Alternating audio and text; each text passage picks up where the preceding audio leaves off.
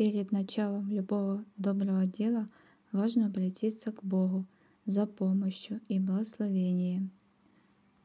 Молюсь за Тебя, Господи Иисусе Христе, Боже наш, прими усердное моление мое и благослови благое намерение мне, раба Твоего, назовите имя, и дело мною начинаемое, я же благополучно начати и без предприятия всякого, со славой Твоей совершите.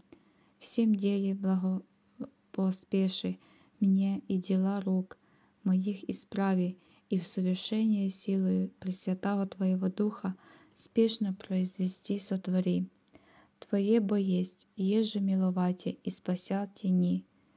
Боже наш, и Тебе славу ссылаем, со безначальным Твоим Отцем и Пресвятым, и благим, и жотворящим Твоим Духом, ныне и присно, и во веки веков.